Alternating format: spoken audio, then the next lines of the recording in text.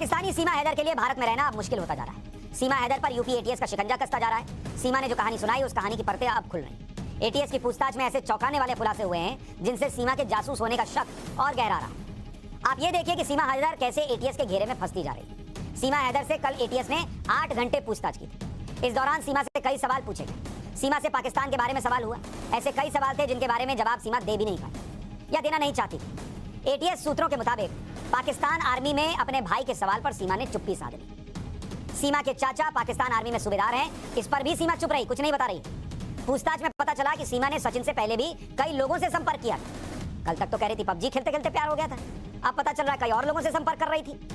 Pakistani phone क्यों तोड़ा, इस सवाल का जवाब भी सीमा नहीं दे पाई। कई सवालों पर सीमा ने एटीएस को गुमराह करने की भी कोशिश की, कहा जा रहा है। सीमा ने सोशल मीडिया पर जिन लोगों को रिक्वेस्ट भेजी उसमें से कुछ भारतीय सेना में काम करते हैं। पूछताछ के दौरान सीमा कई बार अपने बयान से पलट भी गई, ये भी एटीएस के सोर्सेज बता रहे। एटीएस सूत्रों ने बताया कि सीमा से पूछताछ के दौरान कई बार ऐसा लगा जैसे वो कुछ छिपा रही। एटीएस सूत्रों के मुताबिक सीमा बहुत शातिर तरीके से सवालों के जवाब दे रही। सीमा हैदर का दिमाग बहुत तेज है, ये भी उन्हें लग रहा है। अंग्रेजी के शब्दों का उच्चारण बहुत अच्छा है, जबकि सीमा 5वीं पढ़ी हुई है। सीमा को इंग्लिश में एक पैराग्राफ पढ़ने को दिया गया जो सीमा ने बिना किसी परेशानी के पढ़ लिया।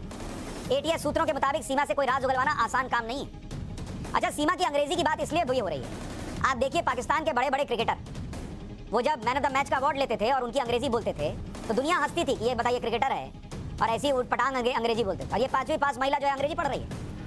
सीमा के कैरेक्टर की इतनी पढ़ते हैं कि समझ ही नहीं आ रहा कि वो कब सच बोलती है कब झूठ बोल रही है। सीमा हैदर अवैध तरीके से भारत आई, इसलिए उसकी जांच तो होनी जरूरी है। लेकिन सीमा पर एक और वजह से शक हो रहा है कि सीमा जासूस क्यों हो सकती है।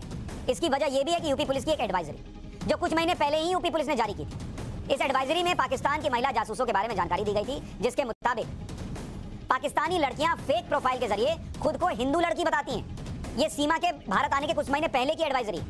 भारतीय सेना और पुलिस विभाग से जुड़े लोगों से सोशल मीडिया पर दोस्ती करती हैं। जैसा सीमा के लिए कहा जा रहा है कि उसने फौज के कुछ लोगों को भी संपर्क किया था, फिर उन्हें प्यार के जाल में फंसाकर गोपनीय जानकारी हासिल करती। एडवाइजरी में ऐसी ही फेक प्रोफाइल की जानकारी देकर पुलिस को भी आगाह किया गया था। अब सीमा की कहानी यूपी पुलिस की इस एडवाइजरी से मेल खाती है, इसलिए एटीएस इस बात की जांच कर रही है कि कहीं सीमा भी इसी तरह से फेक प्रोफाइल बनाकर भारत तो नहीं आई है और कहीं वो असल में पाकिस्तानी खुफिया एजेंसी आईएसआई का कोई मुखौटा तो नहीं है। इसलिए आज भी सीमा से पूछताछ की जा रही है। अब सवाल यह है कि सीमा की सच्चाई का पता लगे तो लगे कैसे। जांच एजेंसियों ने इसका भी प्लान तैयार किया है।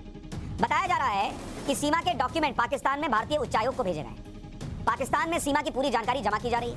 भारत नेपाल बॉर्डर पर तैनात एसएसबी से भी जानकारी मांगी जा रही है, सीमा सुरक्षा बल से। एटीएस और पुलिस नेपाल जाकर भी सीमा की जांच कर सकते हैं कि भाई वहां कहां रही, क्या किया इसने, नहीं किया।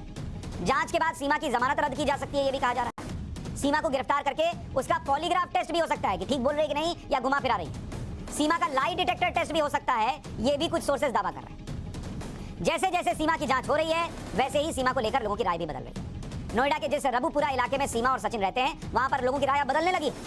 कल तक जो सीमा भाभी भाभी थी, लोग अब ये कह रहे हैं कि सीमा अवैध तरीके से भारत आई है और सीमा की जांच होनी चाहिए। कुछ लोग तो यहाँ तक कह रहे हैं कि सीमा को फौरन पाकिस्तानी भेज देना चाहिए। सुनिए अब कैसे पड़ोसियों के आसपास के लोगों की राय बदल गई है जब इतनी खबरें बाहर आ रही। ये एक तो चोर बन के आई, 2-2, 3-3 देशों को पार करके कोई उस पर जो है सहमति नहीं है। तो ऐसा भी देखा है उसके मुंह ही बंद कर दिया ऐसे करके, काफी है उसकी जो वायरल हुई है वीडियो, मुंह बंद कर दिया उसका और एक तरह ऐसे चाटा नुमा मतलब उसको मारा है। तो मैं क्या कहूँ, ये कैसे प्यार है? नहीं, सचिन ऐसा नहीं था। सचिन मेरे हिसाब से तो सही लड़का था। ये तो एक पबजी के चक्कर में कह लो या कैसे भी कह लो, ये तो एक इसको मतलब घुसला गया है। के लोग उसे भाभी भाभी कह रहे थे। भाभी भाभी ना चाची भी कहेंगे, वहाँ पे सुना ना आप चाची भी कह रही हैं, उसी जगह पे उसके घर पे खड़े होकर चाची भी कह रहे हैं कुछ लोग उसे। एक बात तो बताओ, सचिन 20 साल का और वो 35 साल की, 40 साल की, कम से कम 40 साल। और 4 बच्चे हैं उसमें। अब भाभी भाभी तो हर कोई कहेगा ही, अब चाची चाची भी कहेंगे। अब एटीएस का शिकंजा पड़ गया उस पर। अब देखो क्या कार्रवाई होती है आगे। तो लोग कह रहे हैं अभी भाभी भाभी कहते थे, चाची चाची भी कहेंगे, लेकिन एटीएस का शिकंजा कस रहा है। देखिए कहानी कहां से कहां जाएगी ये आपको आगे बताऊंगा, लेकिन पहले आपको बताता हूं कि पाकिस्तान की सीमा हैदर और बांग्लादेश की जूली का क्या कनेक्शन है। सीमा हैदर को नोएडा के सचिन से प्यार हुआ, वो भारत चली आई, दावा है। इसी तरह से बांग्लादेश की जूली को मुरादाबाद के अजय से प्यार हुआ और वो भी भारत आ गई। सीमा हैदर के 4 बच्चे हैं तो बांग्लादेश की जूली की 10 साल की बेटी है। लेकिन बांग्लादेश की जूली की पूरी कहानी बताऊंगा तो आप भी सोचेंगे कि क्या सीमा की वजह से सचिन की जान को खतरा है क्या। दरअसल बांग्लादेश की जूली और मुरादाबाद के अजय की जान पहचान कैसे प्यार में बदली और उसके बाद दोनों ने शादी कर ली, ये आपको सुनना चाहिए। बांग्लादेश की जूली और मुरादाबाद के अजय की दोस्ती सोशल मीडिया पर। अजय और जूली रोज घंटों एक दूसरे से चैट करने लग गए। चैटिंग के दौरान ही दोनों ने एक दूसरे से शादी करने का फैसला कर लिया। इसी साल मार्च में जूली अपनी 11 साल की बेटी को लेकर बांग्लादेश से मुरादाबाद आ गई। भारत आने के बाद जूली मुस्लिम से हिंदू बन गई और अजय से उसने शादी कर ली। सोशल मीडिया के जरिए जान पहचान और फिर दोस्ती, और दोस्ती के बाद अजय ने जूली से शादी करने का फैसला कर लिया, ये जानते हुए भी कि जूली की पहले से 11 साल की बेटी। मुरादाबाद के अजय ने बांग्लादेश की जूली से शादी तो कर ली और शादी के बाद ही अजय की मुश्किलें शुरू हो गई। अजय को नहीं पता था कि उसके साथ क्या होने वाला है। अजय से शादी के बाद बांग्लादेश की जूली ने कहा कि उसका वीजा खत्म होने वाला है। शादी के 15 दिन बाद जूली ने अजय से कहा कि उसे बांग्लादेश जाना होगा। जूली ने अजय से कहा कि वो उसे बांग्लादेश बॉर्डर तक छोड़कर आ जाए। जूली ने वादा किया था कि वो कुछ दिन बाद फिर से वीजा लेकर भारत आ जाएगी। इसके बाद अजय जूली को बांग्लादेश बॉर्डर तक छोड़ने गया, लेकिन फिर अजय वापस ही नहीं लौटा। वापस आई तो वो तस्वीरें जिन्होंने अजय के परिवार के होश उड़ा दिए। वो तस्वीर आपको दिखाऊंगा, लेकिन पहले सुनिए कि अजय की मां क्या बता रही। मेरा लड़का बांग्लादेश में लड़का है और उसे जूली नाम की लड़की वो लेके गई है पार करके। वो शादीशुदा है, यहाँ आके मेरे बेटे से शादी कर ली।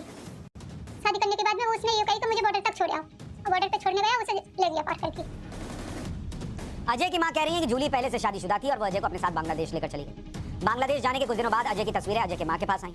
इन तस्वीरों को देखकर अजय का परिवार सन्न हो गया। अजय के सिर से खून बह रहा था, उसका चेहरा खून में भीगा हुआ था। अजय के शरीर पर कपड़े भी नहीं थे। ये वही तस्वीरें हैं जो अजय की मां के पास बांग्लादेश से आने की बात है। अजय की मां का आरोप है कि बांग्लादेश में उनके बेटे की जान खतरे में है। अजय की मां ने बांग्लादेश की जूली पर जो आरोप लगाए हैं, उससे जूली पर शक बढ़ रहा है कि कहीं वो किसी गैंग की मेंबर तो नहीं जो भारत के लड़कों को फंसाती हो। अजय की हालत ऐसी किसने की, वो कहां है, किस हालत में है, ये भी पता नहीं चल रहा। अजय के परिवार की मांग है कि किसी भी तरह से अजय को भारत वापस लाया जाए। बांग्लादेश में अजय की जान को खतरा है, वो किसी बड़ी मुसीबत में फंसा हुआ है। अजय के परिवार की शिकायत पर पुलिस ने जांच भी शुरू कर दी। पुलिस का कहना है कि अभी तक जिस महिला के साथ अजय गया है वो बांग्लादेश की रहने वाली है या कहीं और की, इसका फिलहाल कोई प्रमाण भी नहीं। इसी तरह से कहा जा रहा है कि सीमा जो पाकिस्तान से आई, उसका भी कोई जूली वाला कनेक्शन तो नहीं है और कहीं सचिन फंस तो नहीं गया। लेकिन इस मामले में अब एटीएस की जांच में क्या निकल कर आता है वो भी आपको बताऊं।